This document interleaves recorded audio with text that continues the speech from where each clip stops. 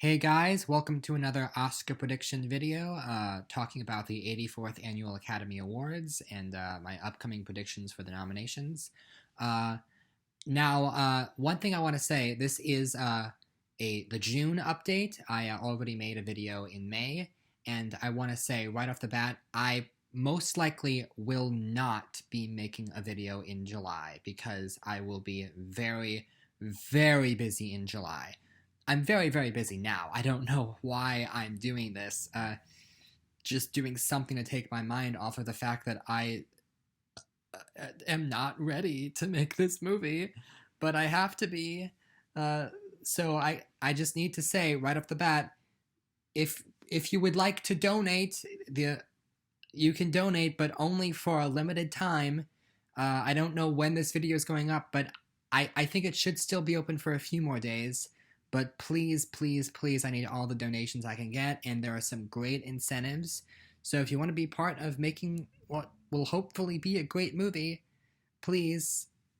Also, if you live in or around Franklin, Tennessee, and you would like to be a part of the cast or crew, let me know. I could really, really use the help. And any little bit helps. Please, don't feel like what you're doing. Oh, I would do this, but it isn't. It's not enough. Like, even just $10 donated to the film would mean a lot to me. Thank you, thank you, thank you, thank you, thank you. With that said, let's talk about the Oscars. So this you're gonna see my new predictions and what's changed. And it's interesting because when I do my initial year in advance predictions, I like to not look at what other people are predicting. I like to try and just look at what movies are coming out and go in with just my own expectations. And it's interesting looking at what everyone else is saying, because I do have some ideas of what to predict and some ideas of what not to predict, and it's tricky to figure out. But so here are the nominee. So here are my predictions, starting with Best Animated Feature. Okay, so I have taken out Wendell and Wild and replaced it with Flea. Flea is a animated documentary in the same vein as Waltz with Bashir, and I've heard some very, very good things about it coming out of the Cannes Film Festival. Or maybe it was Sundance, but it was coming out of one of those film festivals. And the film is very, very well received. And they're probably going to want to have one 2D animated movie nominated. Wendell and Wild I've taken out because I don't think it's coming out this year. There's a couple of movies that are right on the edge of maybe they're coming out this year, maybe they're not. But I think because we have a shortened schedule this year, it is a sense of, if I haven't heard anything by now, it's probably not coming out this year. And so I don't believe that I don't believe that Wendell and Wild is coming because I think we would have seen more of it. And I have taken out a lot of the nominees that I did have in the 6 through 10 area that look like that's just generic sequels. And replaced them with some more interesting projects that it's a little bit hard to tell at this point, but I am pretty confident in the top 5 that I have. So Luca was my predicted winner, and I bumped it down a spot after reviews have come out and everyone's like, it's great, but it's not like top tier Pixar. And it's a weird backhanded compliment that Pixar, when they don't make something that's a all-time masterpiece, it's like, not one of your best works, Pixar. I haven't seen it. I assume it's going to be very good, but it is interesting. So now Encanto is kind of being put in the top position, and I agree with that, even though we don't really know a whole lot about it. And it is crazy to me because Raya and the Last Dragon we've seen and we know is very good, but for some reason people are really eager to move past that one.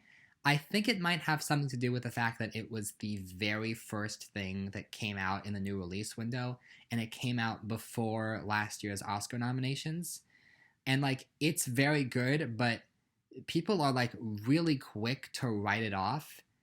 I remember seeing one article about Mitchell's versus the Machines that was like, is this the first animated feature Oscar contender of the year? And I'm like, but am I missing something here?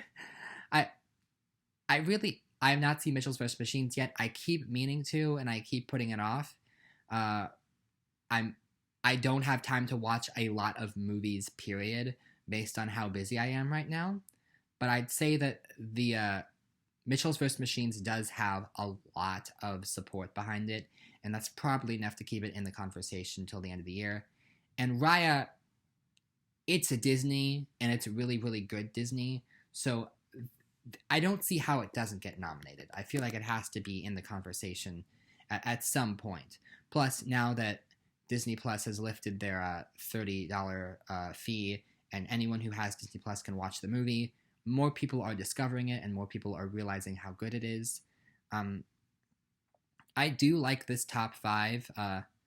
I'm curious if anything from 6 through 10 gets in. My Sunny Mad does look like the kind of indie 2D animated movie that comes out of nowhere to get that 5th spot, but I think Flea is going to take up all the 2D love in this category, but maybe not. We'll see. And that's basically it. Let's move on to Best Sound. Okay, so for this category, I've taken out I forget what I took out. Okay, I took out 9 Days, and I took out... did I have Killers of the Flower Moon on there? Yeah, I probably took that out. And made way for Don't Look Up and Quiet Place Part 2. So let's address this. Killers of the Flower Moon is Martin Scorsese, and this movie made the rounds because of that meme where they tweeted out photos of Leo DiCaprio looking unrecognizable, and we all laughed because it was not unrecognizable. But I thought this movie was coming out this year, and then I found out they're in the middle of filming, and something happened this month where Robert De Niro sprained his ankle, and they had to postpone filming for a little while. Plus, Martin Scorsese is one of those directors who really likes to take his time in the editing room. So chances are this movie is not coming out this year, and they're gonna hold it for a little while. If it does come out this year, it's obviously going to be a big contender because it's Martin Scorsese. But I at the moment, I've taken it out of all my predictions because I think it just makes sense to hold it off for next year. So with that being said, I have In the Heights in the number 1 position. I don't know if it's going to win, but I think it's definitely going to be nominated. I do think In the Heights, as you'll see later on, is going to be one of the bigger contenders of the year because it's such a big deal. Maybe not necessarily with the box office, but it's a movie that is really getting people's attention in terms of critics, and it's one of the things that they're going to keep championing as the year goes on. I still have Eternals and Dune up there for a bit. I think Quiet Place Part 2 is getting strong enough reviews that it's going to get in. It got in last time, it's going to get in again. And then Don't Look Up, I'm going to assume has some sort of space sounds, asteroid sounds, something like that, but it's going to be tricky. It is Adam McKay, so I think it's going to get in, it's going to have a lot of strength on being a top Best Picture contender. I've said this before about Don't Look Up. Some people are underestimating it, saying that the story doesn't sound terribly interesting, and they don't think it's going to be a good movie. I think this is going to be the new Vice or Bohemian Rhapsody or even Joker. This is going to be the movie that film Twitter can't stand, but the Academy eats up. That's what I think. I moved 9 Days out of the way. The others are all maybe they'll contend. Dear Evan Hansen is in number 10 now. You'll see later on. I am keeping an eye on that movie to be a bigger contender in other places, and it is a musical, so we'll see if it can do anything here. Sorry, that was my fault. And that segues perfectly into Best Original Song. So I have Home All Summer from In the Heights in the number one position. I want to stress I have not yet seen In the Heights. I was planning on going with my dad on Father's Day, and making a big deal of that. I am shocked by the fact that the movie is not making as much money as we thought it would, but evidently it's getting praised critically, and it really does seem like the type of movie that's going to do really well at the Oscars and be remembered. So it's at least a fair bet game that the one original song from the movie is nominated. No Time to Die is interesting because I feel like people heard that song at the beginning of 2020 pre-pandemic, so people are kind of used to the song, and it's going to be interesting. It's going to be interesting to see if the song can still contend.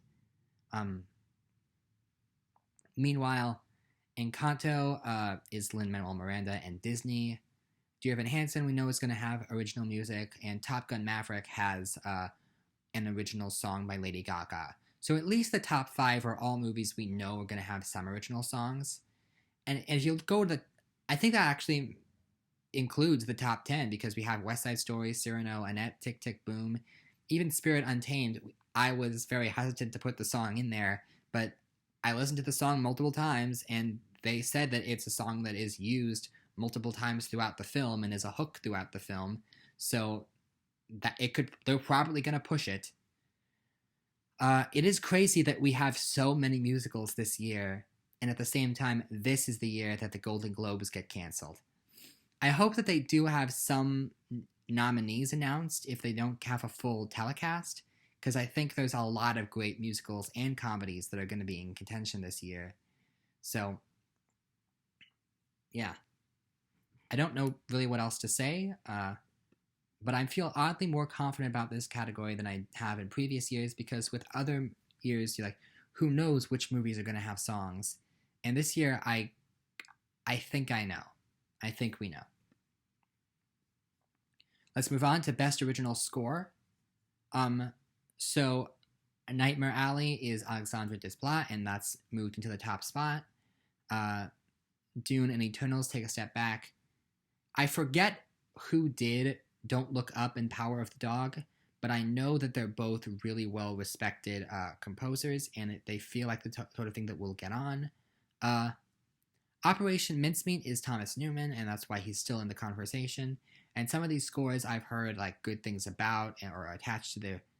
It is hard to tell because with a lot of the movies that are like not completed yet, like House of Gucci and Don't Look Up, it's gonna be a while before we hear the music because they're still in the process of putting the score together. With that said, I do feel pretty good about this category. Ooh, I almost had Last Night in Soho here, but as we'll discuss later on, I'm not sure how well that movie is gonna appeal to the broader Academy as a whole because of the genre.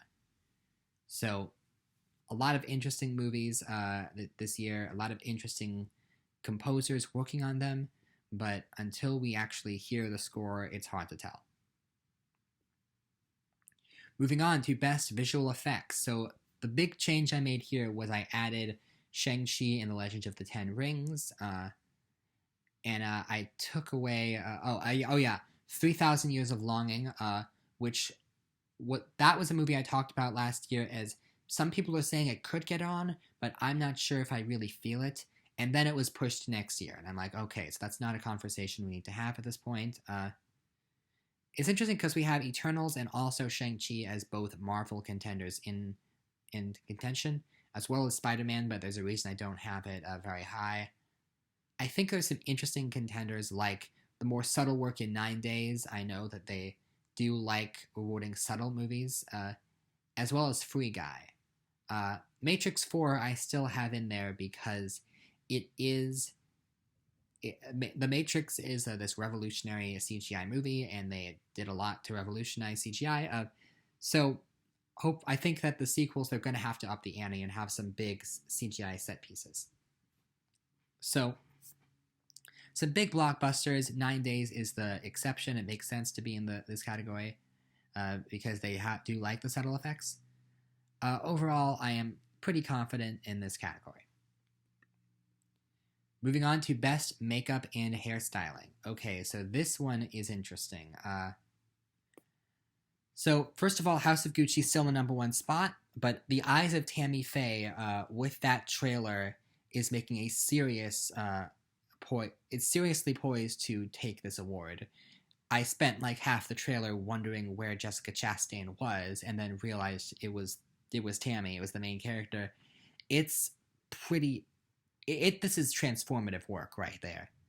And of course, we have the sci-fi of Dune and the Marilyn Monroe transformation in Blonde. And some people criticized me for sticking up for old, but I feel like the premise of that movie is going to give way to a lot of impressive aging effects.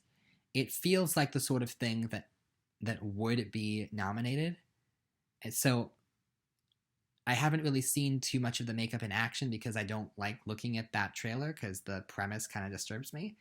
But it makes sense that the premise is going to give way for a lot of cool looking makeup. Cruella, I think, is right there, but it's hard to tell how much of it they're going to go for based on just the hair. The movie, I think, is well liked and is making a splash, but it very well could contend, but we'll have to see. French Dispatch, we don't know how much makeup is going to be in there. Being the Ricardos, nice transformation, but it's not as big a transformation as we've seen in this category. And then one person had Eternals winning, and I'm not sure. I don't buy if there's enough makeup in the film to make to stand out. I don't know how much makeup there is, but I could be proven wrong. We will see about that. And the next up is Best Costume Design. And after seeing Cruella, I'm pretty confident that this movie has a legitimate chance to win this category because the costumes in the film do stand out. The whole film is about fashion and designing fashion, and the costumes, like the character, do really stand out. A lot of effort was put into them. The costumes are really the star of the movie, and I feel like the movie is well respected enough that it's guaranteed a nomination. Whether or not it wins will depend on how well the other movies are conceived. House of Gucci, I realized, is about a fashion designer also, and is also going to have opportunities to be in contention, plus is more of a Best Picture contender. And with Cruella, some people have complained that they're about the costumes because there's no fur, but that really is a criticism with the overall story and the way they took Cruella's character. It doesn't really reflect on the costumes themselves. The costumes did what they needed to for the movie. And so I think the rest of these nominees make sense.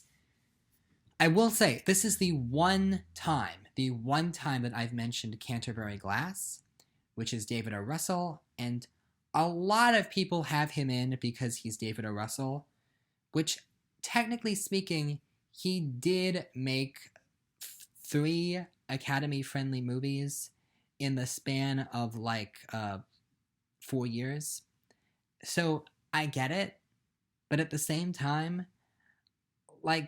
after he did that, he did Joy, which was a big disappointment, and then he hasn't worked for 5 years. Except for that one movie he did where he used a pseudonym because it was so bad. Accidental Love. People remember he even did that. David O. Russell is not where he once was, and plus with all the stuff about Me Too, that movement, and some things that have come out about David O. Russell's past, which, look it up, it's pretty shocking. I feel like David O. Russell is a has-been. I feel like this movie, yes, it has a very impressive cast, but he's not who he used to be, and I don't think people are into David O. Russell anymore. I have it as a contender for costume design, and that's it. I don't think it's going to do well anywhere else. So, also, by the way, Last Night on Soho, that's right there because it also deals with the fashion industry, but the way I see it, it'd be weird to have 3 movies about the fashion industry in this lineup, and Last Night in Soho, again, while it looks very good, it also looks very genre, and I don't think it's the sort of thing that the Academy will go for. So, moving on to Best Production Design. Okay, so not much has really changed here. I think I moved out in the Heights, even though it's going to be a very strong contender, it is still contemporary, and so I think it's going to come close. Uh, Again, it's it looks great from everything I've seen, but it is tricky with contemporary production design, and the top five contenders do look pretty good. So I think it's going to be a close race. Outside of that, there's not a whole lot to say. I still have French Dispatch winning because it's Wes Anderson. I added The Last Duel in the number 10 spot.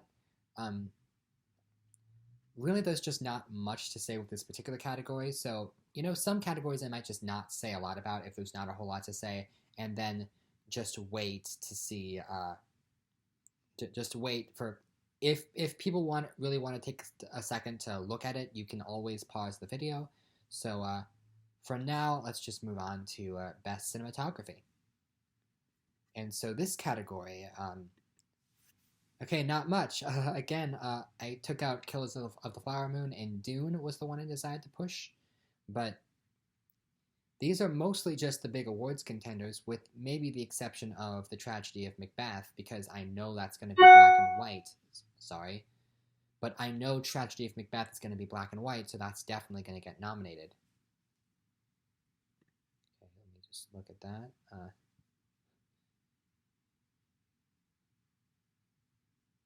I will definitely get back to that email in a second when I'm not in the middle of doing this. See, this is, and it's related to the movie too, because I'm always focused on the movie. Okay, let's wrap this up. Best film editing. Again, not as much. More focused on Don't Look Up and In the Heights. It's Soggy Bottom. I should mention this real quick. Untitled Paul Thomas Anderson movie is what I called it in the last thing. And I don't know if they've officially said that Soggy Bottom is the title, but that's what everyone else is calling it. And so it's actually kind of funny because when I looked up I was really like looking at all the big contenders for the awards, the films that I thought were going to be the big contenders, and then as soon as I publish the first video, or upload the first video, sorry, as soon as I upload it, I go looking up the Oscar Experts video, and one of the first things he says is Soggy Bottom, and I'm like, what the heck is this? And he's like, oh, this is Untitled Paul Thomas Anderson. So now that has a title, and it's not a great title, but so maybe they'll change it. But I think, if I remember correctly, when Phantom Thread came out, that title leaked, but we weren't sure if it was the real title. But for the longest time, we were calling that Untitled Paul Thomas Anderson. It's interesting that he seemingly comes up with his titles last, but if it works for him. So, also, spoiler alert, but I have Soggy Bottom in at the number 5 section because I think the movie is gonna be a contender for the top prize for Best Picture, and if it's gonna be a Best Picture contender, it kind of needs the Best Editing nomination. So let's move on to Best Adapted Screenplay. So a couple of, I think the main categories stayed the same, obviously with the removal of Killers of the Flower Moon, but Dune has been added, and I know it's kind of tricky to say Dune and Eternals are both going to make it in. I think one of them is going to miss, but for the moment, I'm just hedging my bets and putting them both in. I think In the Heights is definitely getting in, and Dear Evan Hansen is right on the cusp because we don't know quite how well that one's going to do, but I think it has the potential to do really well, and I added The Power of the Dog and Next Goal Wins. Still have House of Gucci in the number 1 spot, but that is all subject to change, where I still think the movie's going to be one of the top contenders of the year, but we're not sure how much exactly. Real quick, I do want to address Best Original Screenplay, but there really isn't much to say. This is the category where I really didn't do much at all. I kept the top 5 exactly the same, and I think I moved some stuff around below, but it's almost not worth mentioning. There just wasn't a lot of movement in this particular category for whatever reason. I don't know, but we'll see if that changes next month. So I'm sorry, but I guess it just don't have much to say about this one. The one new addition, Red Rocket, that's Sean Baker's next film. Sean Baker did Tangerine and the Florida Project, but we'll see how well this film is received. Outside of that, there is like nothing to say. So, moving on to the acting categories, and starting with Best Supporting Actress, Olga Meredith has moved to the number 2 spot for In the Heights because everyone who's seen the film is like, she's definitely getting nominated. Pencil her in. So it makes a lot of sense. Marlee Matlin, I think, is going to contend, and Meryl Streep is going to contend, and Ann Dowd, from what I hear, is in the best position to win. And so I really do like this top 4. And then I'm taking something of a risk by putting Julianne Moore in the number 5 spot. But from what we've seen of the trailer, that film is at least going to try to be an Oscar contender. We'll see how well it does, but Julianne Moore is playing a Tony-winning role, and she's a very well-respected actress, very well-accomplished actress, and the song So Big, So Small is the definition of an Oscar scene, and if Julianne Moore does that well, then she's going to contend. So I have her at number 5. I think Cate Blanchett is right there because we're waiting to see how well Nightmare Alley does. And then Salma Hayek, House of Gucci, we'll see. Anya Taylor-Joy is someone I had in the top 5 initially because she's Anya Taylor-Joy, and she's getting to the point now where we should start including her in Oscar conversations. She is just coming off of I don't think she's won the Emmy yet, but she's won a lot of TV awards for Queen's Gambit. So she's a star. It's only a matter of time before she's properly in the race. I also have Zazie Beetz and Riley Keough because their performances have been well respected. For the record, even though I do think Dear Evan Hansen's going to do better than a lot of people are predicting, I don't want to say anything for either Caitlin Dever or Amy Adams yet. I think they're probably going to focus more on Julianne Moore, no pun intended. Amy Adams, it is true that I love her so much, and that every time she's in a new movie, I want to be like, is this the one she finally wins an Oscar for? But the character that Amy Adams is playing is not a bad role, but it's not the type of role you would usually associate with someone of Amy's caliber. She's like the 3rd most important supporting female in the story, behind Julianne Moore and Caitlin Dever. And we'll see if they boost up the role, because they did play her up a bit in the trailer. But even then, like the scene that they show her in the trailer of meeting Evan and telling Evan about the letter, on stage, that character is barely keeping it together and completely emotionally distraught. And Amy Adams is playing it where she's much more confident and much closer to keeping it together. So I don't know how that's going to work on, but maybe it could work. Maybe she could contend. Maybe the role is bigger. Maybe they added in the song like in the bedroom down the hall. So I don't know. But for now, I have Julianne Moore in, and this category makes sense. Best Supporting Actor. Now, this category looks pretty weak, and it's looked weak for a while now. I think Bradley Cooper, this is a good chance to finally give him a freaking Oscar, because he's overdue at this point. So I'm very happy to have him in the number 1 spot. Outside of that, I really don't know.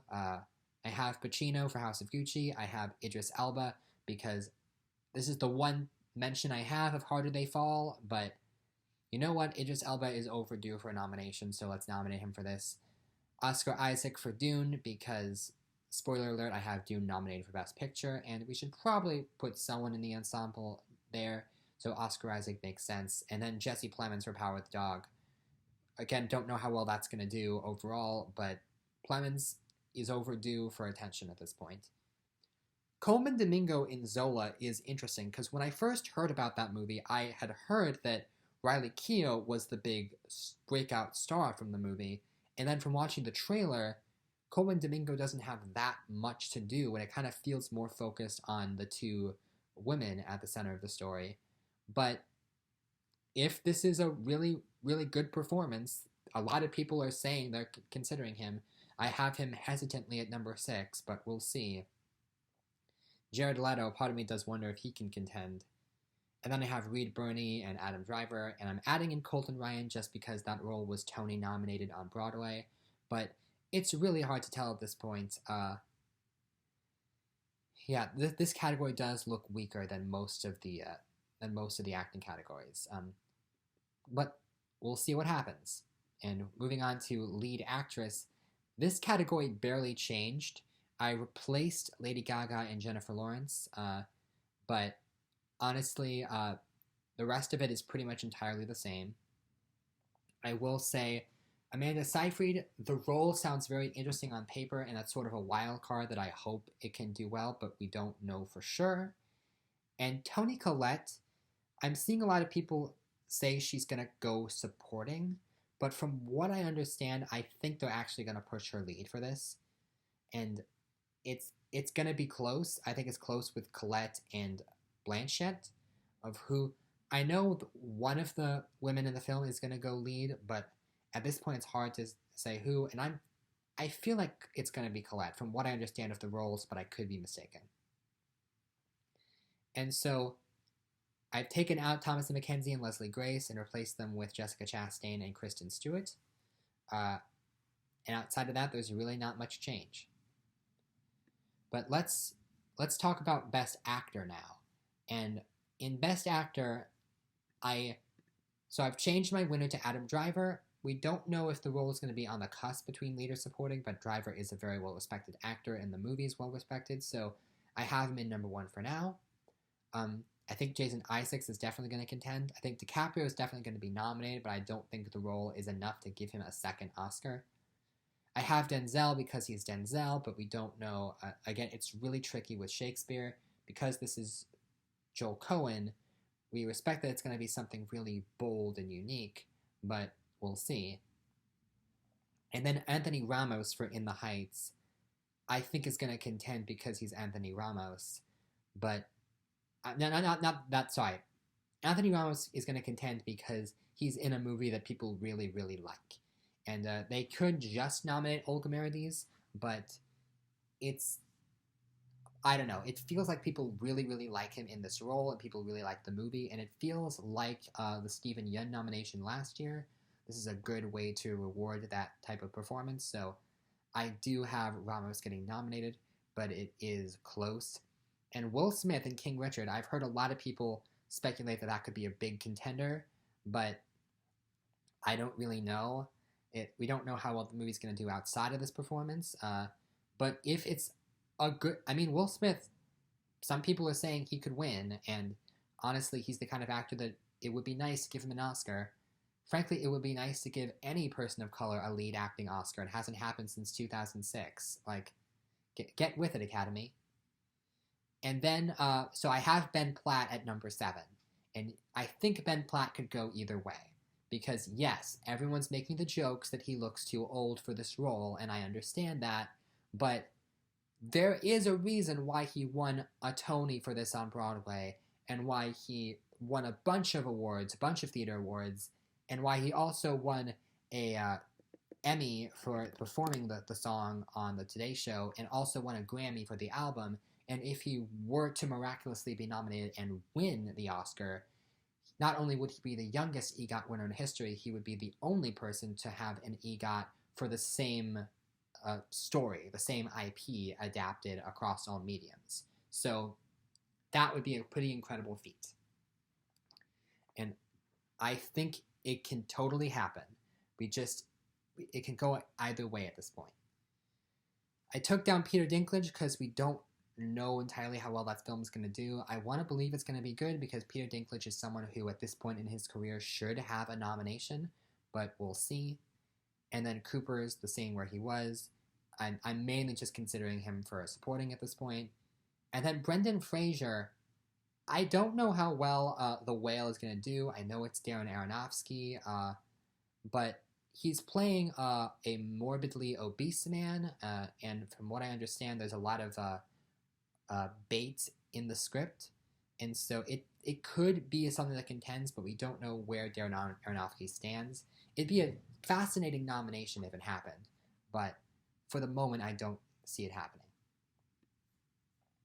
Moving on to Best Director. So I've moved Paul Thomas Anderson into number 1. I also have John M. Chu in number 2. Moved Ridley Scott down a bit. He already has an Oscar. And then Chloe Zhao and Adam McKay rounded up. I will say there's not a lot of black representation in this lineup. I'm aware of that. And I think looking at the other acting categories, I really do want to see more people of color get nominated than I'm predicting. But the stories directed by and featuring people of color are not... I think there's going to be something that comes out of nowhere and surprise us, some indie that we don't see coming, kind of like Moonlight in 2016. But at the moment, it's kind of hard to tell. So with that said, Paul Thomas Anderson, at this point in his career, should probably have an Oscar, and so that he makes sense as my number 1. And I think In the Heights is going to be a really big deal, so I have him.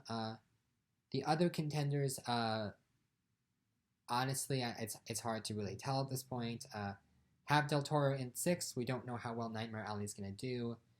I think Don't Look Up is going to be a big contender, and I'm still banking that Eternals is going to contend, but it is tough to figure this category out right now.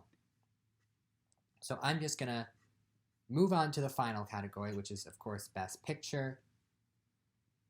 And I am currently predicting Soggy Bottom to win Best Picture just because it seems the most obvious, but I'm sure it's going to be wrong. It reminds me of in 2019 when we had people were either predicting The Irishman or Once Upon a Time in Hollywood to win Best Picture because on paper those were the baitiest contenders. And I think House of Gucci and Soggy Bottom kind of fit into that because of the directors and the casts that both films have assembled. In the Heights, there's a part of me that thinks In the Heights could take Best Picture because of the amount of passion and what a fun, feel-good movie it is. But we can't ignore that it's a summer release, and how many people are going to still be talking about it come Oscar season. I think definitely enough to keep it in the conversation, but it's going to be close. And the rest of the nominees I think are pretty self-explanatory. I think I've talked about them a lot in the previous one. French Dispatch I have just barely getting on, but it's going to be tough. And then 11 through 15 I'm really not sure about. I do think there's a very real chance that Dear Evan Hansen could be a big awards contender, and then we could have 2 musicals nominated for Best Picture. But it is tough because at this point it's hard to know where that film is going to go. And I also have Power of the Dog in at number 15, just because I needed something for number 15. It's difficult to tell at this point. I think I'm going to hope that my Oscar predictions are a little bit closer than they were the same time last year, than the same time last month. And also, as I said at the beginning of this video, I'm not doing an update next month because I'm going to be in the middle of shooting a movie. But you will see me back here in August, and we'll see how the tide has turned in that time. So thank you very much for watching. Once again, if you would like to donate or get involved in making wolves at all, I could really, really use the help, and every little bit helps. So thank you so much, and I will see you sometime in the future. Take care.